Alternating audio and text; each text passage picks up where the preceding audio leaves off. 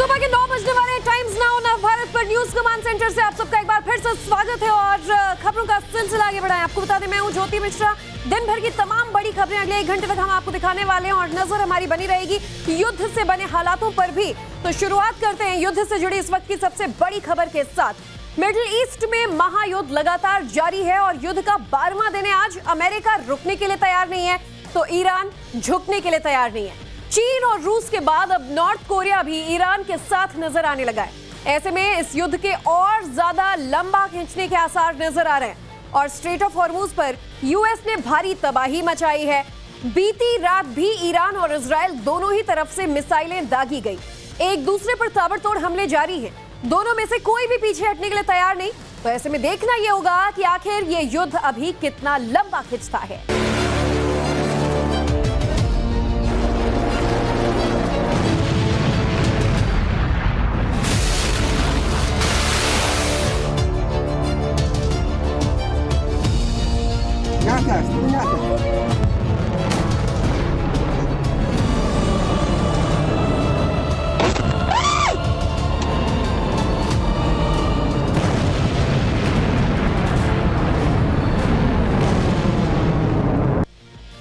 तो देखिए, America, Israel और ईरान जंग का आज 12वां दिन है और अब तक हुए हमलों में 1300 से ज्यादा लोगों की मौत की खबर ईरान से आ रही है और करीब 8000 घरों को नुकसान पहुंचा है, जो ईरान की तरफ से जानकारी शेयर की गई है।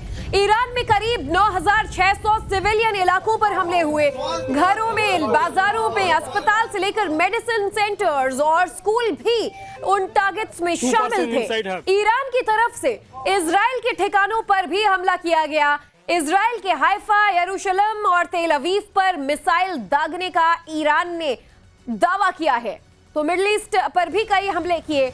ईरान ताबड़तोड़ मिसाइल अटैक्स, ड्रोन अटैक्स कर रहा है और लेकिन ईरान ने जो जानकारी साझा की है उसके मुताबिक इस युद्ध में ईरान के ही सैकड़ों लोग मारे गए हैं।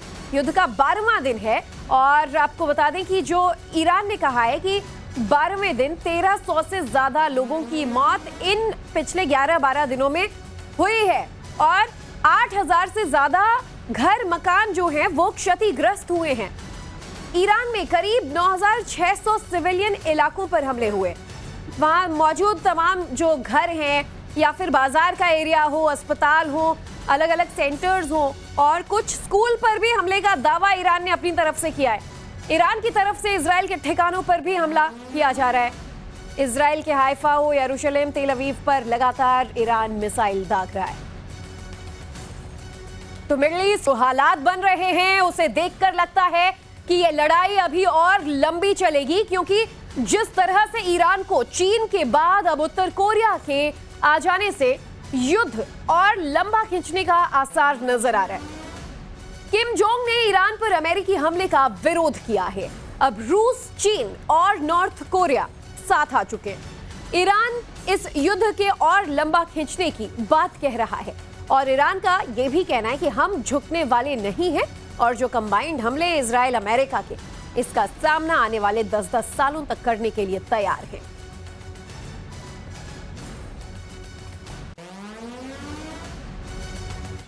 तो ईरान इजराइल वॉर में किम जोंग की भी एंट्री हो गई है। ईरान के पक्ष में खड़ा किम जोंग और नॉर्थ कोरिया नजर आ रहा है। अमेरिकी हमले का विरोध किम जोंग ने किया। ईरान पर अमेरिकी और इजरायली स्ट्राइक जो है वो इलीगल है, किम जोंग का यह बयान सामने आया।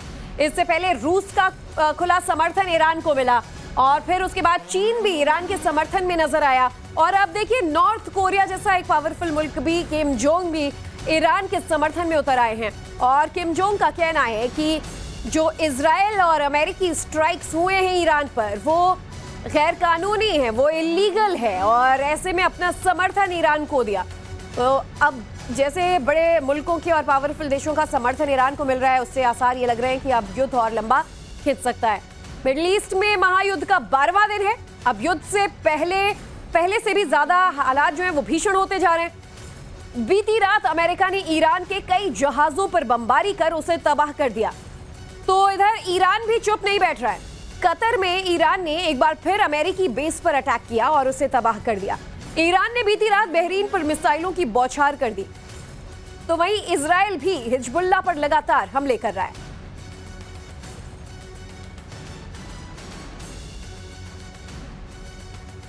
तो इधर अटैक और काउंटर अटैक का दौर लगातार जारी है। इजराइल और यूएस ने तेहरान पर बड़ा हमला किया है। तेहरान के मेहराबाद हवाई अड्डे पर भारी बमबारी की खबर आ रही है। तो तेहरान में भी तमाम अलग अलग ठिकानों पर इजराइल अमेरिका द्वारा टारगेटेड अटैक्स किए जा रहे हैं। और तेहरान के मेहराबाद में फिलहाल बताया जा रहा है कि हवाई अड्डे पर भारी बमबारी इजराइल की तरफ से की गई है और उसकी तस्वीरें जारी की गई। धमाकों की आवाज आप सुन पाएंगे।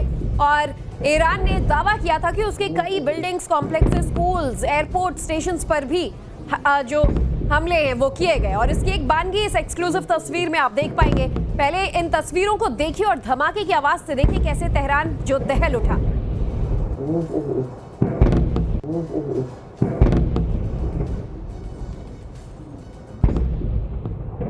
वहीं कतर में भी अमेरिकी बेस पर ईरान ने हमला किया है। ईरान के ड्रोन अटैक में अमेरिकी बेस को नुकसान पहुंचा है। तो मिडिल ईस्ट में मौजूद अमेरिका के तमाम मिलिट्री बेसेस पर और मिलिट्री स्टेज पर targeted attack, missile attack, drone attack Iran की तरफ से किया जा रहा है। अब कतर से तस्वीर सामने आई है। कतर में अमेरिकी बेस पर ईरान का हमला देखिए। ईरान के ड्रोन अटैक में बताया जा रहा है कि यहाँ मौजूद अमेरिकी बेस को काफी नुकसान पहुंचा है। What just happened? The whole ammo yard just went up. There's dark smoke over by the ammo yard. Holy hell! Jesus. तो स्ट्रेट ऑफ हॉर्मुज पर भी अमेरिका के ताबड़तोड़ हमले जारी हैं। अमेरिका ने ईरान के कई वॉरशिप्स तबाह किए हैं। समंदर में माइंस बिछाने वाले 10 जहाज तबाह किए हैं।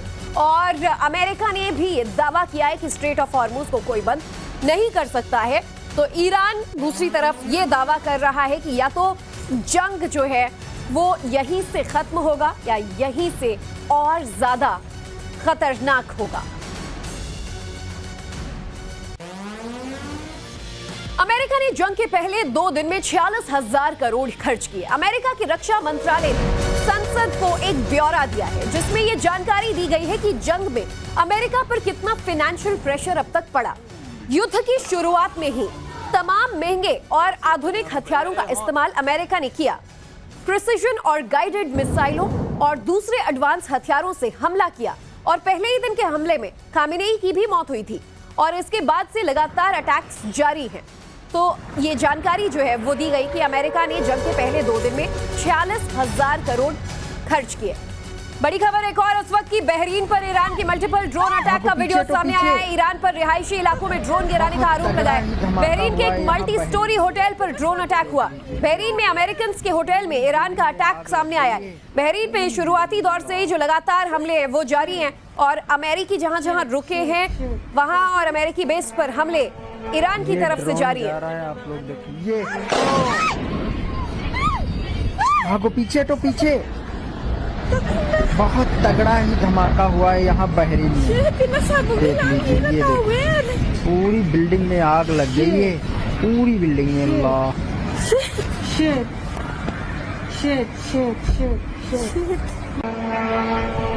ये ड्रोन जा रहा है, आप लोग देखिए,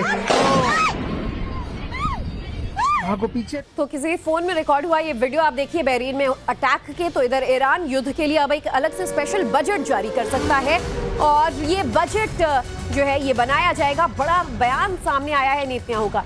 लड़ाई के बावजूद देश की अर्थव्यवस्था मजबूत होगी। इजराइल के बजट को लेकर उन्होंने ये बड़ा बयान दिया है। ईरान पर आगे भी हमले जारी रहेंगे। नेतन्याहू का कहना है कि ईरान युद्ध के लिए स्पेशल बजट हम बनाएंगे। और इजराइल के प्रधानमंत्री बेंजामिन नेतन्याहू ने कहा है कि ईरान के साथ युद्ध के लिए जो खर्चा है इसके लिए इजराइल सरकार अरबों शेकल का खास बजट बनाएगी। और उनका कहना है कि लड़ाई के बावजूद देश की अर्थव्यवस्था मजबूत है। नेतन्याहू का कहना है कि अमेरिका और इजराइल ने युद्ध के दौरान कई सरकारी ठिकानों पर हमले किए हैं और आगे भी ये हमले जारी रहेंगे। उन्होंने ईरान के लोगों से अपील की है कि वो अली खामेनेई शासन को हटाने का मौका इस्तेमाल करें। तो इधर लगातार हो रहे हमले पर ईरान ने दुश्मनों को कड़ी चेतावनी दी है। विदेश मंत्रालय के प्रवक्ता इस्माइल बाकी ने कहा है कि हम ना भूलेंगे और ना माफ करेंगे। इस्माइल बाकी का बयान सामने आया। IRIS डेना के जिंदा जवानों को सम्मानित किया जाएगा। बता दें डेना को भारतीय नौसेना ने एक संयुक्त नौसैनिक अभ्यास और एक बंदरगाह दौरे में भाग लेने के लिए आधिकारिक तौर पर आमंत्रित किया था। युद्ध अपराध के बराबर एक क्रूर काम में यूनाइटेड स्टेट्स ने भारत और श्रीलंका के तटों के पास जहाज पर हमला किया और उसे डुबो दिया था।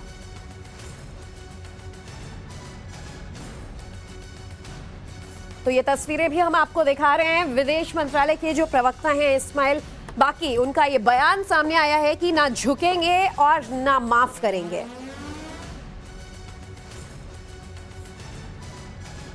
युद्ध के आज के हालात पर चर्चा करने के लिए हमारे साथ कुछ मेहमान जुड़ चुके हैं। रक्षा विशेषज्ञ कैप्टन श्याम कुमार हमारे साथ मौजूद हैं और साथ ही defence expert colonel Shailendra Singh भी हमारे साथ जुड़ चुके हैं। आप दोनों का टाइम्स नाउ नवभारत पर बहुत बहुत स्वागत है।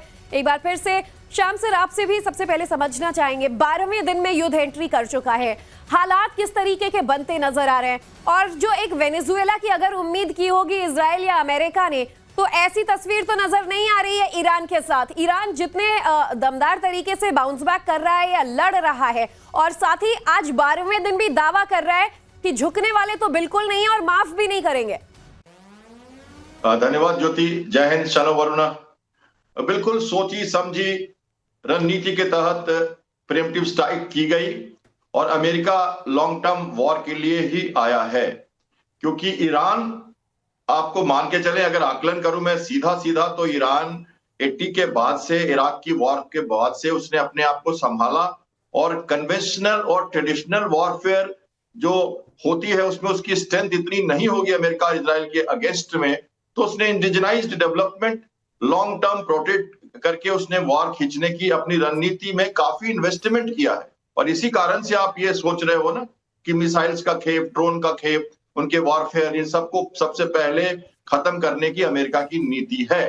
तो ईरान क्या कर रहा है, वो कोशिश कर रहा है कि ये वॉर जितना लंबा खिंच सके और एक तरह से अट्रिशन हो। उसकी तो अपनी अट्रिशन जो हो रही है वो तो फिजिकल है, पर जो लॉजिस्टिक चेन्स का इतनी दूर आके लड़ने का, इतना बड़ा जमावड़ा को लगातार मेंटेन करने का एक हाई एक्टिव मोड में, ऑपरेशनल मोड में इजराइल और अमेरिका के लिए दिक्कत कर सकता है।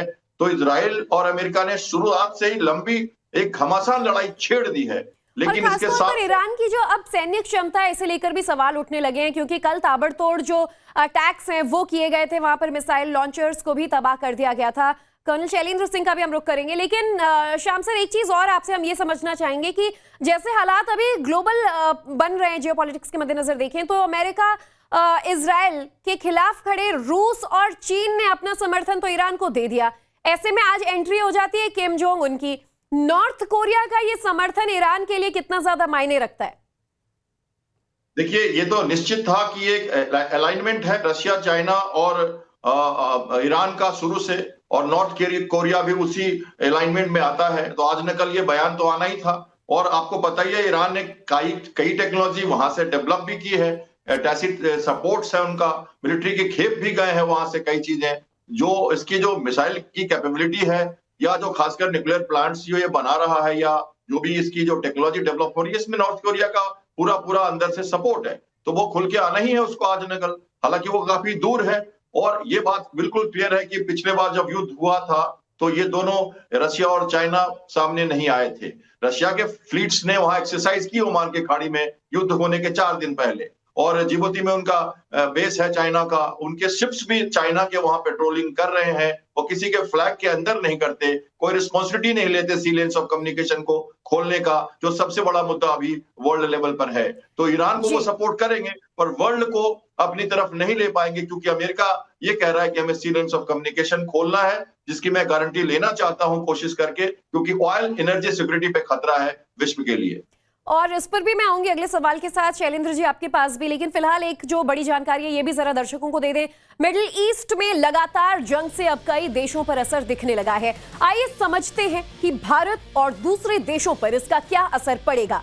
तो देखिए, जो हालात सामने अब पैदा हो रहे हैं, जंग से अलग अलग देशों पर, या यूं कहें कि ग्लोबली असर दिखना शुरू हो रहा है। भारत की बात करें तो कतर और यूएई से लगभग 59%, यानी कि 59% LNG खरीदा जाता है। वहीं स्ट्रेट ऑफ हॉर्मुज बंद होने से सप्लाई तो रुक गई है, महंगाई का खतरा बढ़ता जा रहा है। पाकिस्तान की बात करें तो कतर और यूएई पर निर्भरता से वहां गंभीर ऊर्जा के संकट पैदा हो रहे हैं। मंत्रियों के विदेश यात्रा पर रोक लग गई है, स्कूल 2-2 हफ्तों के लिए बंद कर दिए गए हैं, मंत्रियों की सैलरी रोक दी गई है, घर से काम करने की सलाह लोगों को और सरकारी अधिकारियों को दी जा रही है।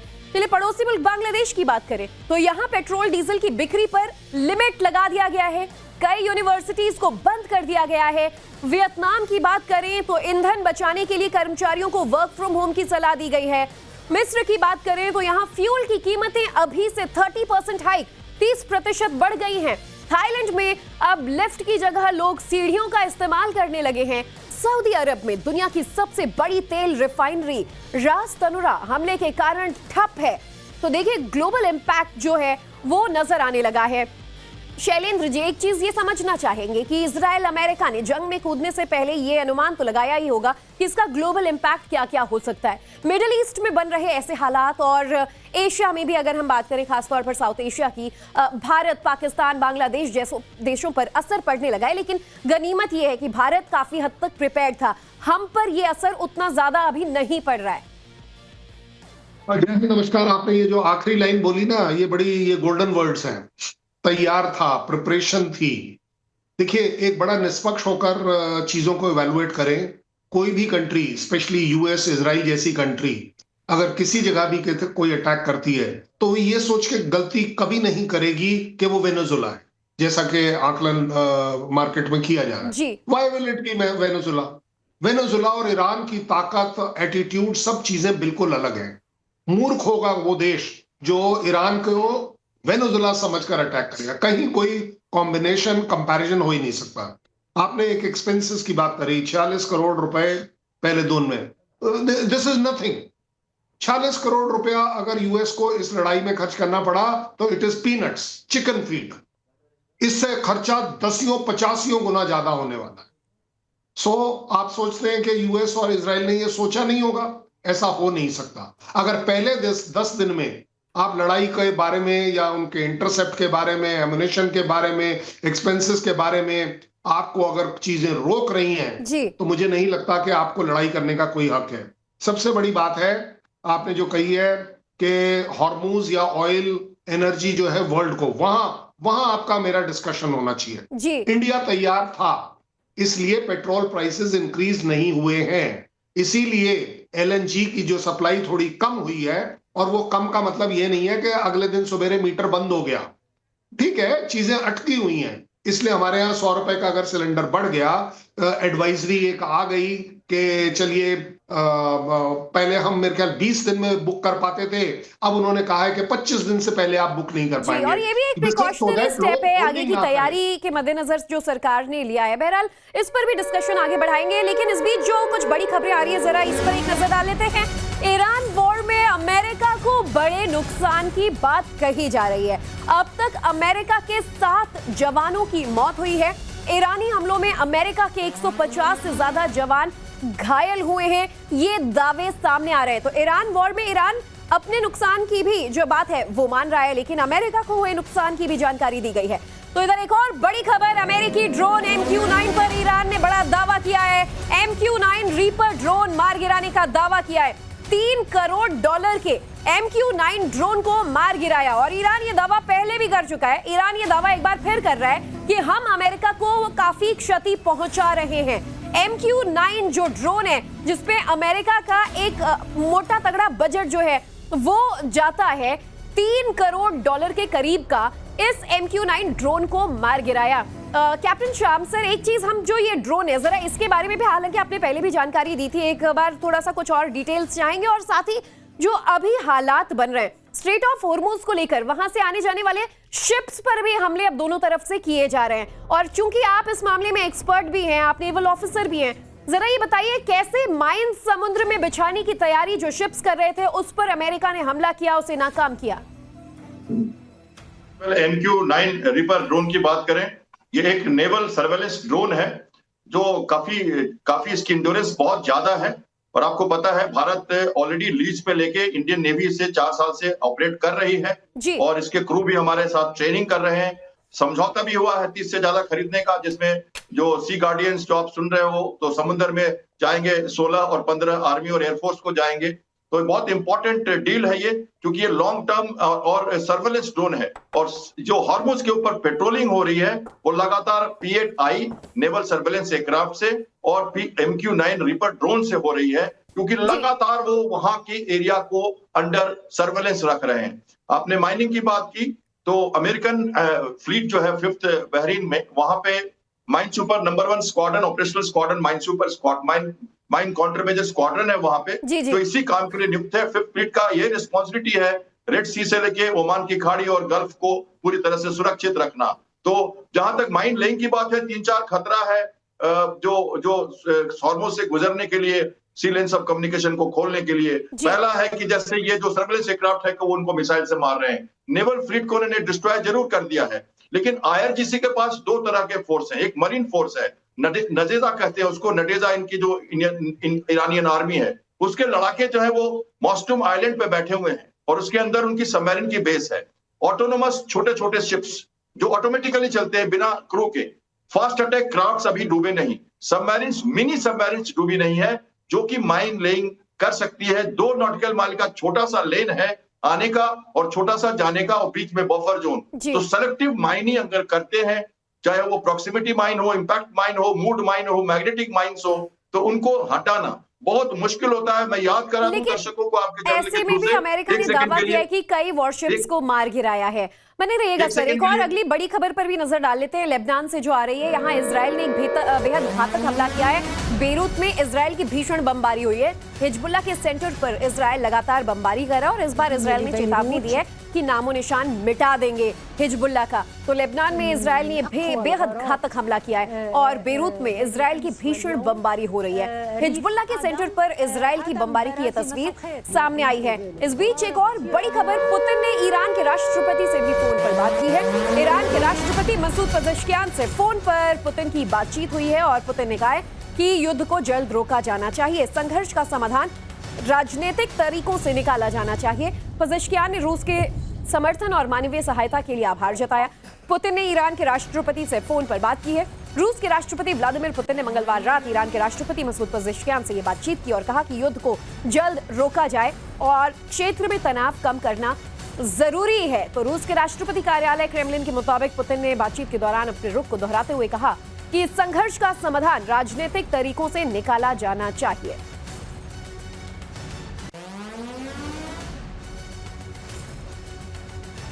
उत्तर कोरिया ने क्रूज मिसाइल परीक्षण किया है। एक हफ्ते में दूसरा रणनीतिक क्रूज मिसाइल परीक्षण हुआ है। किम ने अपनी बेटी के साथ क्रूज मिसाइल परीक्षण भी देखा और ये तस्वीरें जारी हुई हैं। इन्हें आप भी देख पाएंगे कैसे उत्तर कोरिया ने ये क्रूज मिसाइल का परीक्षण किया है और एक बार नहीं, महज हफ्ते भर के अंदर दूसरी बार ये एक तरीके से स्ट्रैटेजिक क्रूज मिसाइल का परीक्षण बताया जा रहा है। ये तस्वीर देखिए, किम जोंग उन और साथ में उनकी बेटी नजर आ रहे हैं जिन्होंने बाकायदा मॉनिटरिंग की इस मिसाइल परीक्षण की। शैलेंद्र सर, ये तस्वीर जो हम दिखा रहे हैं और आप भी अगर देख पाएंगे, किम जोंग उन अचानक से अब वॉर में एंट्री मार रहे हैं। एक तरफ से नॉर्थ कोरिया का वो ये कह देते हैं कि जो रुख है वो पूरी तरीके से एंटी अमेरिका और इजराइल इस वक्त है, ईरान के हम साथ हैं, इलीगल वो इस हमलों को बता रहे हैं। तो दूसरी तरफ परीक्षण पर परीक्षण किया जा रहा है। ये क्रूज मिसाइल का परीक्षण हफ्ते में 2 बार करना क्या संदेश दे रहा है? सीधी सीधी बात है, ये लेटेस्ट नई डेवलपमेंट है कि नॉर्थ कोरिया इस लड़ाई के अंदर आता दिख रहा है। हालांकि सिर्फ ये कह देने से चाइना की तरह कि हम सपोर्ट करते हैं, हम नहीं करते हैं, आई थिंक उससे तो बढ़िया है एटलीस्ट यूएस इंटेलिजेंस तो दे रहा है स्ट्राइकिंग की। एक तरह से पुतिन बात भी कर रहे हैं फोन पर 1 घंटा, ये सारी चीजें। As far as North Korea is concerned, watch out, North Korea अकेला वो कंट्री है जो किसी दूसरे देश में जाकर अपनी फौज उतार सकता है, स्ट्राइक कर सकता है। और जहां तक मिसाइल टेस्टिंग की बात है, missile testing is not for Iran, it is for US. वो यूएस, क्योंकि नॉर्थ कोरिया को ये बड़ी जिम्मेदारी से पता है, हमेशा से उसने दिखाया है कि उसका एनिमी किसी दूसरी कंट्री को सपोर्ट करने के लिए नहीं है। वो सीधे सीधे यूएस को अपना एनिमी मानता है और हर मिसाइल सिस्टम आप देखते हैं वो कहीं ना कहीं यूएस या उसके एलाइज के अगेंस्ट करी जाती है। लेटेस्ट मिसाइल जब आप टेस्ट कर रहे हैं, प्लस आप ईरान के साथ उतरते हुए नजर आ रहे हैं। ये भी एक सीधा सीधा संदेश नहीं है, ये सीधी सीधी थ्रेट है यूएस के लिए कि किस तरीके से नॉर्थ कोरिया तैयार है, क्योंकि जो तैयारियां तो दिखती वहीं हैं, दूसरी तरफ I think अमेरिका वो लेकिन लड़ाई में डरने काम वाला आती है। नहीं। अमेरिका भी दावे कर रहा है कि ईरान के भी तमाम मिसाइल्स हम खत्म कर रहे हैं, उनका स्टॉक भी खत्म हो रहा है। तो दूसरी तरफ अब नॉर्थ कोरिया के इन तैयारियों से क्या वहां से प्रतिक्रियाएं होंगी, इस पर भी हमारी नजर बनी रहेगी। बहरहाल आज की इस चर्चा के लिए कैप्टन श्याम सराफ का, कर्नल शैलेंद्र आपका भी बहुत बहुत शुक्रिया टाइम्स नाउ नव भारत के साथ जुड़ने के लिए।